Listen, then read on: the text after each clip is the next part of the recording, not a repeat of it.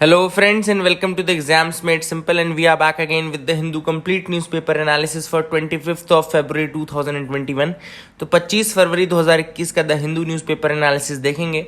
शुरू करने से पहले जिनको भी लगता है कि उनका करंट अफेयर्स वीक रह चुका है या उन्होंने अच्छे से प्रिपेयर नहीं किया है, they can join our UPSC prelims revision series. Link आपको नीचे डिस्क्रिप्शन कमेंट में मिल जाएगी और इसमें सारे सब्जेक्ट्स लगभग हम current affairs point of view से पूरा कवर करेंगे, प्लस जो भी स्टैटिक इंपॉर्टेंट है जो कि बिना जाने आप काम नहीं हो सकता वो भी हम कोशिश करेंगे कि आपको इस सीरीज में बताएं। इकोनॉमिक सर्वे का पार्ट कंप्लीट हो चुका है, वो भी इसका पार्ट था सीरीज का। तो those who want to join they can still join, they will be able to view all the videos. Link नीचे है।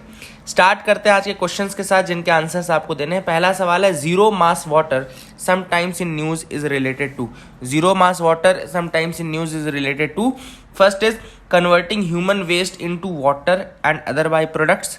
Second is purifying sea water using the renewable energy. Third is creating potable drinking water from atmosphere, and fourth is purifying rainwater for drinking. Question number 2 is the term pratyush and mihir.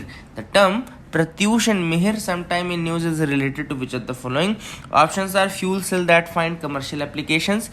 Second is high performing computing HPC systems. Third is quantum super computers of ISRO, and fourth is quick reaction surface to air missiles. ठीक है ना।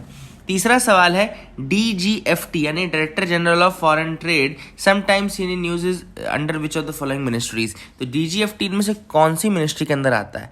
Options are, first is ministry of external affairs, second is ministry of commerce and industry, third is ministry of finance, and fourth is ministry of home affairs. ठीक है ना। तो these are the 3 questions for you today. Please do try to answer these questions in the comment section below, है ना। I will give you the answers but you should also try to right the answers for these. आगे move करते हैं। News analysis part की पहली news है, international commission on large dams, ICOLD। I cold अगर आपसे कोई पूछे आई कोल्ड क्या है, तो it is the international commission on large dams. इसका सिंपोजियम हुआ है on sustainable development of dams and river basins. ठीक है ना।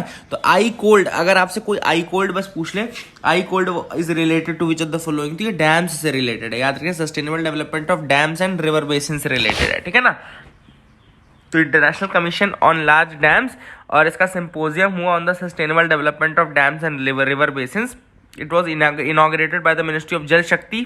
ठीक है ना। मिनिस्टर ऑफ जल शक्ति से ये स्टार्ट किया गया। The symposium on sustainable development of dams and large basins is being organized by ICOLD, मतलब कि जो international commission on large dams है उसके साथ, in collaboration with dams rehabilitation improvement project. India का एक ड्रिप प्रोजेक्ट चलता है, याद रखेगा, वर्ल्ड बैंक के असिस्टेंस से चलता है। ये भी एक इंपॉर्टेंट चीज़ है। ड्रिप किसके असिस्टेंस से चलता है? वर्ल्ड बैंक के असिस्टेंस से। इसको बोलते हैं डैम रिहेबिलिटेशन इंप्रूवमेंट प्रोजेक्ट। और सेंट्रल वाटर कमीशन ने मिलकर के along with the national hydrology project, तो NHP, CWC एंड ड्रिप, इन्होंने मिलकर के ICOLD यानी कि आपका international commission on large dams, इसके साथ मिलकर के ये सिंपोजियम रखा था। This was for the sustainable development of dams and river basins.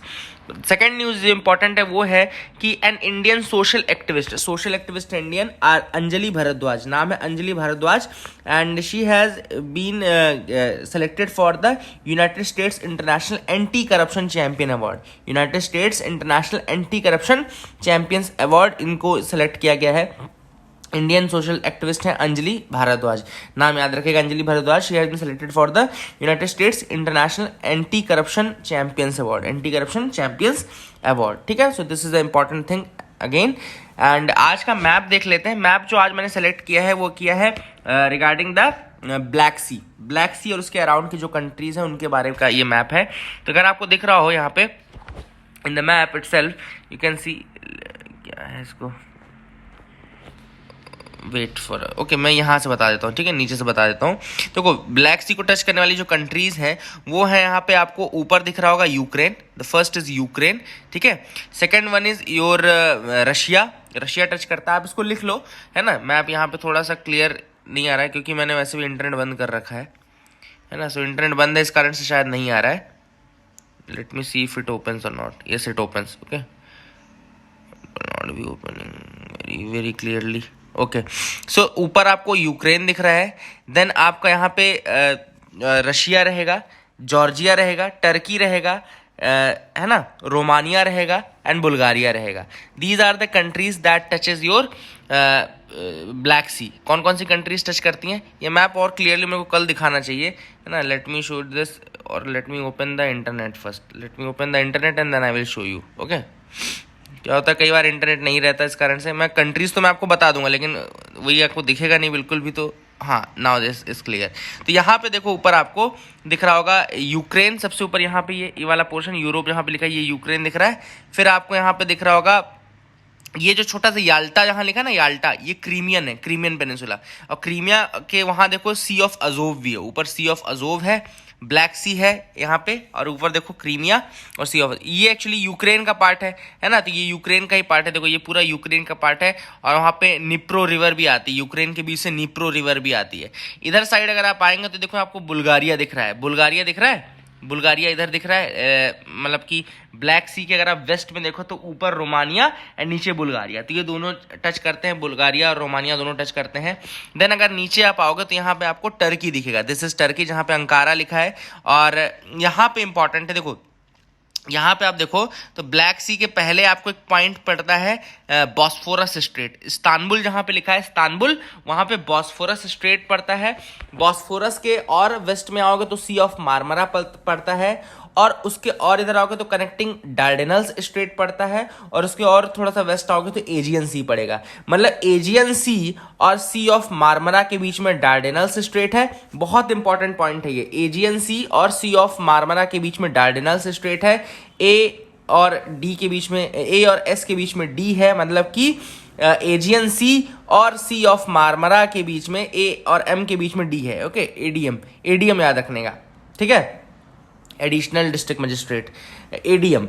Aegean Sea है, उसके बाद डार्डेनल्स स्ट्रेट है, और फिर आपका सी ऑफ मार्मरा आता है। फिर मार्मरा और ब्लैक सी के बीच में बॉस्फोरस स्ट्रेट है, मतलब कि एमबीबी याद रखेगा, मतलब कि मार्मरा और ब्लैक सी के बीच में आपका एमबीबीएस भी बोल सकते हैं, कि एमबीबीएस, ब्लैक सी बीएस हो गया, एम आपका मार्मरा हो गया, तो एमबीबीएस याद रखेगा। मतलब एडीएम, एडिशनल डिस्ट्रिक्ट मजिस्ट्रेट, और एमबीबीएस, ये दोनों आप पोस्ट अगर याद रखो तो आपको याद रखेगा। एजियन सी और मार्मरा के बीच में डार्डेनल्स स्ट्रेट है, और सी ऑफ मार्मरा और ब्लैक सी के बीच में बॉस्फोरस स्ट्रेट है, ये भी इंपॉर्टेंट है। तो इधर साइड आपका टर्की दिख रहा है, टर्की के देखो इधर एजियन सी के थोड़ा नीचे आप आओगे तो सी ऑफ क्रेट भी है, फिर मेडिटेरेनियन भी है, बट ये आपको थोड़ा याद रखने लायक है, ठीक है। फिर इधर ये एक कंट्री टच करती है जो वेस्टर्न पार्ट में, ईस्टर्न पार्ट में टच करती है, वो है जॉर्जिया, और ऊपर आपकी रशिया, ठीक है ना। तो ऊपर ये रशिया टच करता है, नीचे जॉर्जिया टच करता है। इधर साइड मैंने आपको यूक्रेन बता दिया, रोमानिया बुल्गारिया बता दिया, नीचे आपका टर्की बता दिया। तो these are the countries touching the Black Sea. और इसमें ऑर्डर याद रखेगा, जो एडीएम और मैंने एमबीबीएस का 2 ऑर्डर बताया, वो ऑर्डर याद रखेगा। So this was the map, I hope you got clarity regarding the same, ठीक है। तो this was a good map. आगे मूव करते हैं, देखते हैं और क्या इंपॉर्टेंट न्यूज आइटम्स है। तो यहाँ पे एक बड़ी न्यूज आइटम आ रही है, द सरदार पटेल स्टेडियम, जिसको पहले मोटेरा स्टेडियम भी कहा जाता है। मोटेरा स्टेडियम है सरदार पटेल स्टेडियम, इसको रीनेम कर दिया गया है as the Narendra Modi stadium, ठीक है ना। तो इसका नाम बदल करके नरेंद्र मोदी स्टेडियम कर दिया गया है। मोटेरा स्टेडियम है सरदार वल्लभ भाई पटेल स्टेडियम, और ये लार्जेस्ट स्टेडियम है, this is the world's largest cricket arena, largest cricket stadium है पूरे वर्ल्ड का ये। And 1.1 lakh spectators, it can accommodate 1.1 lakh spectators, ठीक है ना, याद रखिएगा। इसमें मोटेरा स्टेडियम, या फिर इसको क्या बोलते हैं हम, सरदार वल्लभ भाई पटेल स्टेडियम, इसको रीनेम कर दिया गया प्राइम मिनिस्टर नरेंद्र मोदी जी के नाम पे। Now Puducherry cabinet gives not for the president rule, तो पुडुचेरी में एक प्रेसिडेंट रूल लगाने के लिए नॉट दे दिया गया है। क्यों दे दिया गया है, क्योंकि ऑब्वियसली ज़्यादा कोई पार्टी वहाँ पे बनाने नहीं आई, गवर्नमेंट बनाने नहीं आई, एंड कुछ लोगों ने जो रूलिंग पार्टी की तरफ से तो उन्होंने रिजाइन कर दिया, and that is the why उनकी मेजोरिटी घट गई, और दूसरी कोई पार्टी आई नहीं वहाँ पे, मतलब कि क्लेम नहीं किया वहाँ पे स्टेक्स। और जब क्लेम नहीं करेंगे तो फिर गवर्नमेंट को क्या करना पड़ता है, फिर वहाँ पे अपना प्रेसिडेंट रूल लगाना पड़ता है, ठीक है ना। तो याद रखिएगा, this is the thing which is important. आगे मूव करते देखते और क्या इंपॉर्टेंट न्यूज आइटम्स है जिसके बारे में डिस्कस करना है। You can move with me. Puducherry से ही रिलेटेड एक आर्टिकल भी है जिसको हम डिस्कस करेंगे, the structural fragility of union territories. अब the structural fragility of union territories के बारे में आर्टिकल में ऑथर ने क्या बोला है, सबसे पहले ऑथर ने बोला है कि एक फेमिलियर ट्रेंड सेट हो गया है। फेमिलियर ट्रेंड क्या सेट हो गया है कि जहां पर भी सेंटर के अगेंस्ट कोई पार्टी रूल कर रही है, अगर मान लो सेंटर में जैसे बीजेपी है और जहां जहां कांग्रेस पार्टी रूल कर रही है, वहां पे एक नया ट्रेंड आ गया कि वहां से कुछ जो उस पार्टी के मतलब कि कुछ लोग जो वहां के विधायक रहेंगे या वो रहेंगे, वो धीरे धीरे क्या करने लगेंगे, वो रिजाइन कर देते हैं ना। एक नया ट्रेंड है। पहले क्या था, डिफेक्शन वाला ट्रेंड चलता था। डिफेक्शन मतलब कि एक पार्टी से दूसरी पार्टी में चलेगा, ये हो गया वो गया। बट अब ऐसा नहीं होता। पहले अब वो रिजाइन कर देते हैं अपनी पोस्ट से, ठीक है ना। जैसे ही रिजाइन किया तो मेजोरिटी कम हो गई। दूसरा ट्रेंड जो ऑथर ने बताया वो ये था कि अब इतने ही एग्जैक्टली उतने लोग ही रिजाइन करते हैं जितने लोग चाहिए for reducing the for toppling the government, कि जो दूसरी गवर्नमेंट उसको टॉपल करने के लिए जितने लोग हटने हैं ना, एग्जैक्टली उतने लोग ही हट जाते हैं, ठीक है। So this is another thing which you should remember, ठीक है ना। These parties are in fact in a precarious condition because in most cases the resignations are quite unanticipated and reduce the party's majority in the house abruptly। अब ये क्या है, anticipate नहीं कर सकते क्योंकि ये बहुत अब्रप्टली इसको कहना चाहिए कि क्विट करते हैं यार। ये बहुत अनएंटिसिपेटेड रहता है, मतलब पता नहीं चलेगा और ये उसको भी नहीं पता चलेगा, जो पार्टी रहेगी उसको भी नहीं पता चलेगा उसके अंदर क्या चल रहा है, ठीक है ना। And the beauty of this scheme is that no MLA has to defect and face disqualification. किसी भी एमएलए को डिस्क्वालिफिकेशन या डिफेक्शन फेस नहीं करना पड़ता है, ठीक है ना। And it's a wonderful way to end the defection and save the honour of the legislature. तो वो अपना ऑनर भी बचा लेते हैं और रिजाइन करके पार्टी को भी टॉपल कर देते हैं। तो this is a new scheme which is going on, ऐसा ऑथर ने कहा। अब ऑथर ने कहा कि कंपोजिशन ऑफ द लेजिस्लेचर क्यों इंपॉर्टेंट है ये चीज। सबसे पहला क्वेश्चन तो ये अराइज होता है कि यूटीज को क्यों, सबसे पहली बात कि लेजिस्लेचर दिया जाए। लेजिस्लेचर दिया ही क्यों जाए यूटीज को, जैसा अंडमान में हो रहा है, जैसा दूसरे यूटीज में हो रहा है, वैसे ही क्यों नहीं हुआ पुडुचेरी, दिल्ली, इन केसेस में। तो ऐसा गवर्नमेंट का कहना था, जब उसने लॉजिक ये दिया था कि जो जो वहाँ के लोगों के को चाहिए डेमोक्रेसी के नाम पे, वो नहीं मिल पा रहा है। अगर आप लेजिस्लेशन नहीं बनाएंगे तो लोगों के जो एस्पिरेशंस हैं रिगार्डिंग द डेमोक्रेसी वो फुलफिल नहीं हो पाते हैं। People, you have to fulfil the aspirations of the people regarding the democracy as well. इसीलिए article 239, article 239 does not meet the democratic aspirations of the people. अगर वहां पर सीधे प्रेसिडेंट रूल लगा, प्रेसिडेंट के थ्रू एडमिनिस्ट्रेशन किया जाए under article 239, तो that will not meet the administration aspirations of the people. Therefore, creation of the legislature and council of minister is logical and in consonance with the policy of a state to promote democracy। मतलब कि ये जो creation होता है council of minister का, legislature का, ये logical भी है and it is in consonance with the policy of state to promote the democracy. मतलब कि डेमोक्रेसी प्रमोट करने की जो पॉलिसी है गवर्नमेंट की, उससे ये मैच भी करती है। अब ऑथर का कहना है कि look at the composition of the legislature. अगर हम कंपोजिशन ऑफ द लेजिस्लेचर देखें as provided by the constitution, तो ये इलेक्टेड रहेगी और partly elected and partly nominated रह सकती है। It is a body that is elected or partly elected and partly nominated, and there can be a council of minister without a legislature or there can be a legislature as well as a council of minister. Now, a legislature without a council of minister or a council of minister without a legislature is a conceptual absurdity। Author का कहना है कि जो act में लिखा हुआ है, जो कॉन्स्टिट्यूशन में लिखा है अंडर आर्टिकल 239A, तो ये जो आर्टिकल 239A में जो लिखी हुई चीजें हैं काफी एब्सर्ड चीजें हैं, क्योंकि एक लेजिस्लेचर जिसमें काउंसिल ऑफ मिनिस्टर ना हो या एक ऐसा काउंसिल ऑफ मिनिस्टर जिसके पास कोई लेजिस्लेचर ना हो, वो तो कंसेप्चुअली एब्सर्ड है, उसका कोई मतलब ही नहीं है। तो वो चीजें लिखी जा रही हैं। दूसरी चीज, इसमें नॉमिनेशन का प्रोविजन दिया गया, मतलब इलेक्टेड बॉडी रह सकती है, नॉमिनेटेड बॉडी रह सकती है। नॉमिनेशन में भी इसमें यह प्रोविजन है कि नॉमिनेशन जो होगा वो सेंट्रल गवर्नमेंट करेगी and central government does not has to consult with the ruling. मतलब वहां पे जो गवर्नमेंट बन रही है उससे कंसल्ट करने की भी जरूरत नहीं है।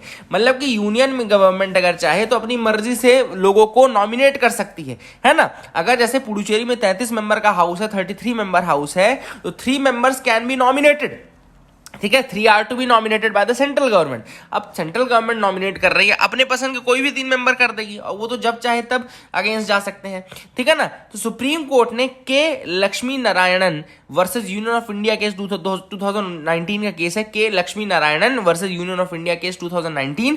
It held that union government is not required to consult the state government for nominating the members to the assembly and nominated members have the same right to vote as elected members।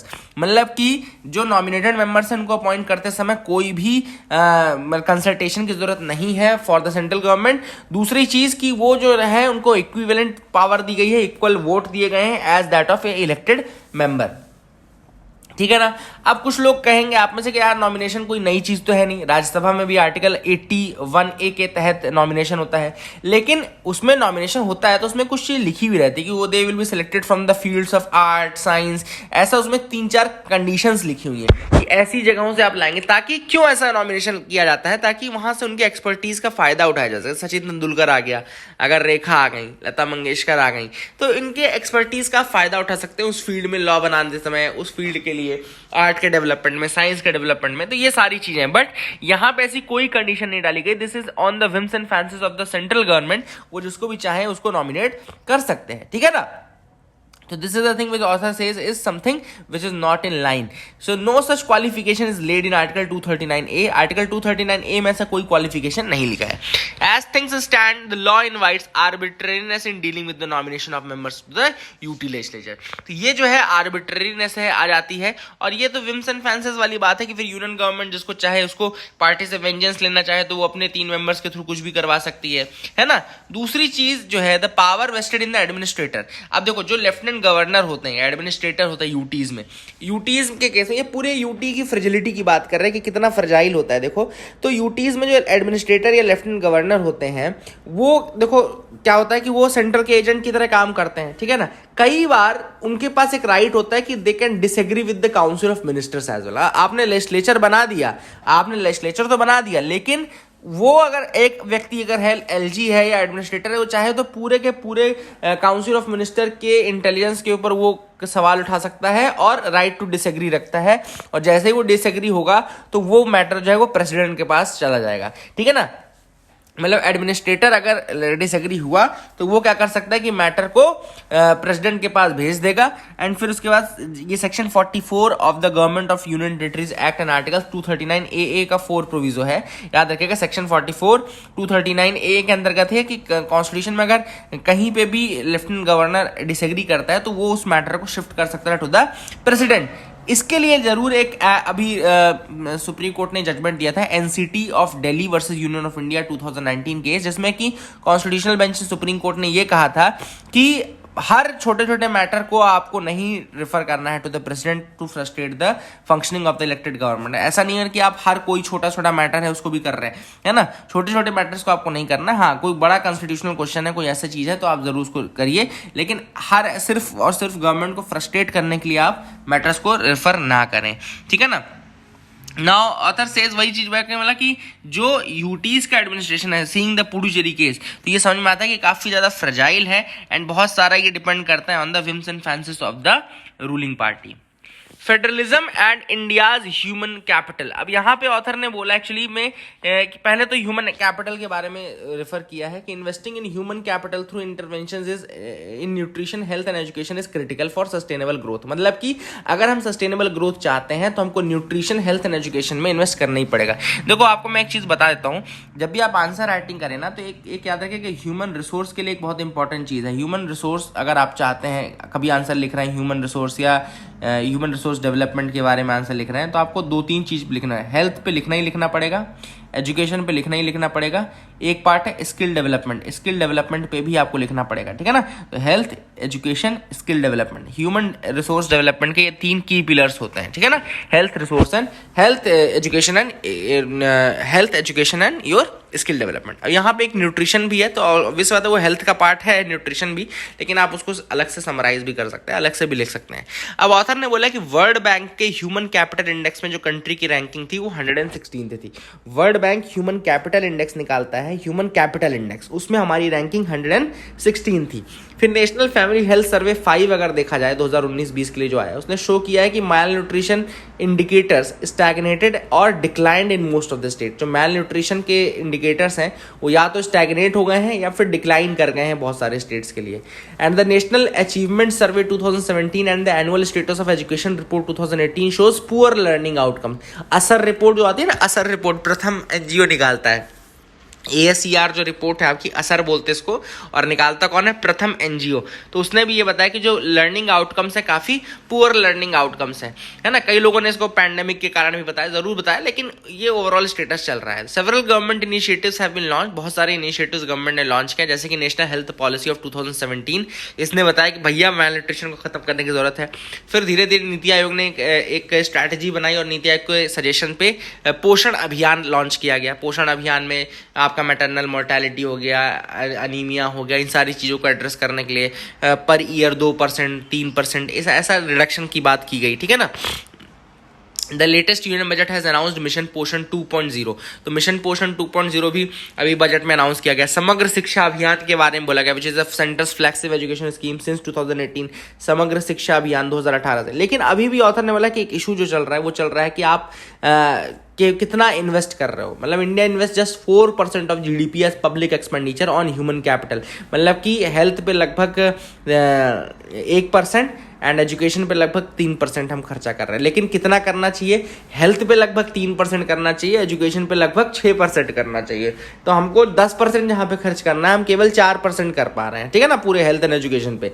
तो author ने यही बोला कि अगर international experience को लिया जाए तो ये एक रीज़न है कि क्यों हम अच्छा नहीं कर पा रहे हैं, क्योंकि पब्लिक इन्वेस्टमेंट ही बहुत कम है, पब्लिक एक्सपेंडिचर ही बहुत कम है ऑन दीज, ठीक है ना।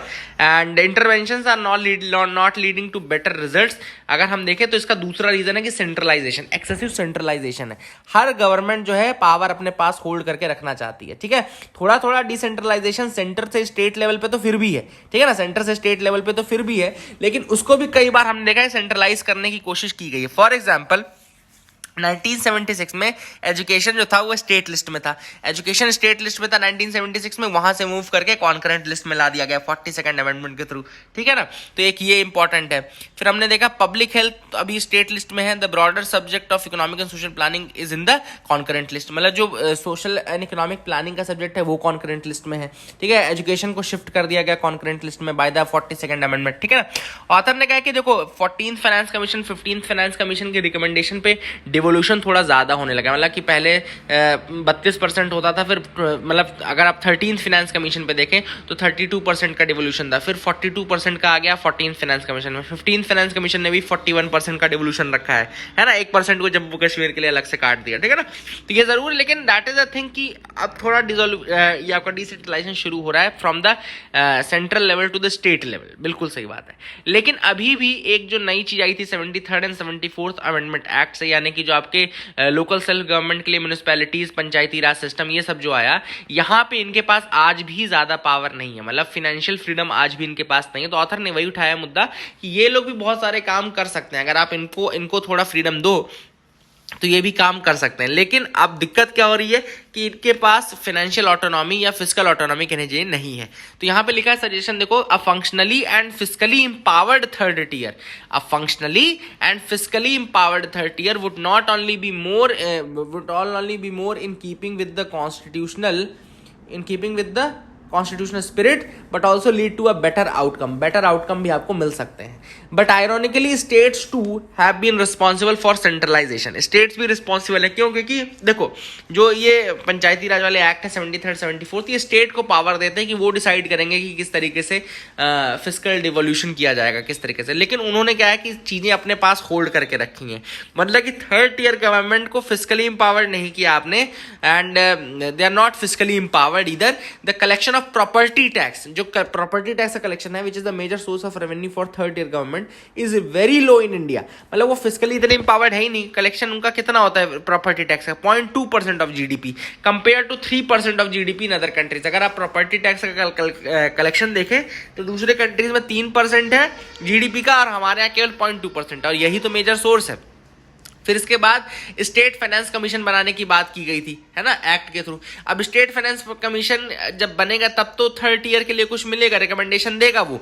जब बहुत सारे स्टेट्स ऐसे हैं they have not even constituted these commission on time. उन्होंने कॉन्स्टिट्यूट ही नहीं किया है 50 मतलब कि स्टेट फाइनेंस कमीशन को। जब स्टेट फाइनेंस कमीशन ही नहीं बनी है तो वो रिकमेंडेशन ही नहीं दे पाती हैं। जब रिकमेंडेशन नहीं देंगे तो कल फिर उसको डिवोल्यूशन क्या होगा, ठीक है ना। And states need to play a bigger role, decentralize करने की जरूरत है। And centre needs to refrain from offsetting tax devolution by altering cost sharing ratios of CSS and increasing the cesses. मतलब कि सेंटर को भी ये चाहिए कि भैया आप नीचे लेवल पे पैसे दो, आप डिसेंट्रलाइज जितना करोगे उतना आपके नीचे आपके ऊपर बर्डन कम होगा और ज्यादा बेटर तरीके से इंप्लीमेंट हो पाएगी, पॉलिसी इंप्लीमेंटेशन ज्यादा बेटर हो पाएगा, ठीक है ना।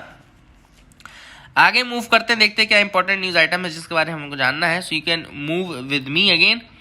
नीचे देखो यहाँ पे supreme court denies plea for extra attempt bye UPSC aspirants. तो सुप्रीम कोर्ट ने एक्स्ट्रा अटेम्प्ट के लिए डिनाई कर दिया एंड फाइनली उन्होंने कहा है कि this was a lame excuse, बहुत बेइज्जती भी की एक तरीके से। तो ठीक है, वही वाली बात है कि आप लोग के जितने अटेम्प्ट है उतने में निकाल लो, बाद में ये उम्मीद मत लगाओ कि कोई अलग अटेम्प्ट मिलेगा। मुझसे भी पिछले साल कई लोगों ने पूछा था सर मैं नहीं दूं, एक अटेम्प्ट मिल जाएगा। मैंने कहा था उस समय भी, देखो अटेम्प्ट मिलेगा नहीं मिलेगा वो मैटर नहीं है, मुझे नहीं लगता कि मिलेगा। लास्ट ईयर भी मैंने से जो जिन लोगों ने पूछा था कि सर हमारा लास्ट अटेम्प्ट है, हमको देना चाहिए कि नहीं देना चाहिए या वेट करना चाहिए कि क्या पता अगले साल एक नया अटेम्प्ट मिले, दे दें। मैंने कहा कि भाई आप लोग दे दो अगर आप दे सकते हो तो, है ना। और क्योंकि मुझे नहीं लगता कि दूसरा अटेम्प्ट कोई मिलने वाला है, दूसरे अटेम्प्ट के चक्कर में मत रहना। Winter pollution on the rise, CSE centre for Science and environment है, उसने कहा कि विंटर जो पोल्यूशन है वो काफ़ी ज़्यादा बढ़ गया है, PM 2.5 का लेवल काफ़ी ज़्यादा बढ़ गया है, ठीक है ना। And it has worsened in 43 of the 99 cities, 43 of the 99 cities में काफ़ी ज़्यादा। देखो यहाँ पे देखो लिखा है PM 2.5 का लेवल कितना चेंज हुआ है, तो यहाँ पे देखो फतेहाबाद, सागर, आगरा, सोनीपत, कल्याण, मंडीदीप, तिरुपति, ये सब जगहें हैं जहाँ पर दिखाया गया काफ़ी ज़्यादा चेंजेस हैं in the winter PM 2.5 level, ठीक है ना। The cities with the worst pollution spike in 2020 ever 2020 over 2019 include Gurugram, Lucknow, Jaipur, Visakhapatnam, ये सिटीज़ हैं, ठीक है। जानने की जरूरत नहीं इतना ज़्यादा कि डिटेल में सिटीज़ के नाम जाने। CSE के बारे में बता दूं, CSE मतलब Centre for Science and Environment, ये not for profit public interest research and advocacy organisation है। Public not for profit public interest research and advocacy organisation है which is based in New Delhi India, ठीक है ना। ये कहाँ पे बेस्ड है, न्यू दिल्ली इंडिया पे बेस्ड है। And it was established in 1980, it's established in 1980। और CSE works as a think tank on environment development issues in India, ठीक है। Centre for Science and Environment is a not for profit है, public interest research and advocacy group है। And New Delhi establish हुई थी 1980 में। And CSE works as a think tank on environment development issues in India. तो environment development issues in India इसके बारे में सोचती है ये आपका CSE, ठीक है ना। In 2018 the CSE was awarded Indira Gandhi prize for peace disarmament and development. तो 2018 में CSE को अवार्ड किया गया था Indira Gandhi prize for peace disarmament, ठीक है ना। तो ये भी एक इंपॉर्टेंट न्यूज़ है, याद रखिएगा। आगे मूव करते हैं, देखते क्या इंपॉर्टेंट न्यूज़ आइटम्स है जिनके बारे में हमको डिस्कस करना है। US will seek to rejoin UNHRC, Blinken. तो यहाँ पे US विल मतलब US ने कहा है कि उनको United nation human rights council को दोबारा ज्वाइन करना है। United nation human rights council के बारे में कल मैंने आपको बताया था कि 47 मेंबर्स हैं। 2006 में इसको बनाया गया था, मतलब 2006 में ये मतलब कि एक पुरानी एक प्रीडिसेसर ऑर्गेनाइजेशन थी, उसके बाद 2006 में इसको लाया गया था। 47 मेंबर्स हैं, है ना। और US ने डोनाल्ड ट्रंप के अंतर्गत इसको छोड़ दिया था। हालांकि जो डेमोक्रेट्स हैं, जैसे डोनाल्ड ट्रंप जो थे वो रिपब्लिकन थे, अब जो बाइडन है डेमोक्रेट है, लेकिन डेमोक्रेट्स और रिपब्लिकन्स दोनों का ही ये मानना है कि UNHRC जो है, ह्यूमन राइट्स काउंसिल जो है, वो इजराइल के प्रति थोड़ा बायस्ड है। दोनों ने यही कहा, कल ब्लिंकन ने भी यही कहा है कि ये UNHRC जो है वो आपके इजराइल को लेकर के थोड़ा बायस्ड है। लेकिन म्यांमार में जो उन्होंने किया अभी, उसके लिए जो उस इशू को उठाया है, तो उस कारण से USA चाहता है कि वो दोबारा इनका पार्ट बने। और अभी USA जब पार्ट बनेगा, कब के लिए बनेगा, 22 to 24 टर्म के लिए, 2022 से 2024 वाले टर्म के लिए इलेक्शन में आएगा। इसलिए उसने बोला कि UN नेशंस उसका सपोर्ट करें। Ghana first country to receive Covax vaccine. तो कोवैक्स आप सबको पता है ना कि इंटरनेशनल एफर्ट है कि कोविड की वैक्सीन है वो सब जगह हर कंट्रीज में मिल सके, है ना। United nation backed Covax initiative. तो कोवैक्स इनिशिएटिव जो है यूनाइटेड नेशन का इनिशिएटिव है ताकि हर कंट्री को वैक्सीन मिल पाए। और घाना कोवैक्स इनिशिएटिव के अंतर्गत पहली कंट्री बन गई है जिसमें की जाएगा, ठीक है ना, वैक्सीन।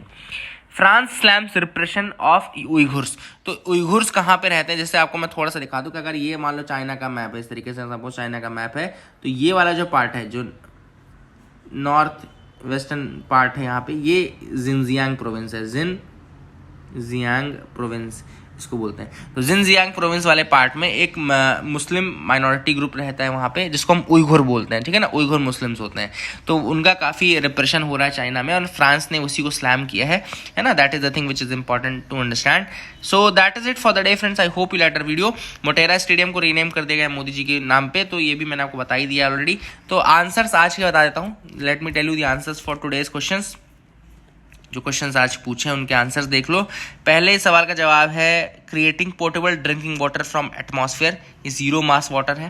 प्रत्यूष मिहिर जो है वो आपके quantum super computers of ISRO नहीं सेकंड है, हाई परफॉर्मेंस कंप्यूटिंग सिस्टम्स है। थर्ड है आपका directorate general of foreign trade, DGFT का है, एक मिनिस्ट्री के अंदर आता है, तो कॉमर्स इंडस्ट्री के अंदर आता है। तो that is it for the day. Have a nice day, take care, thank you, have a nice day.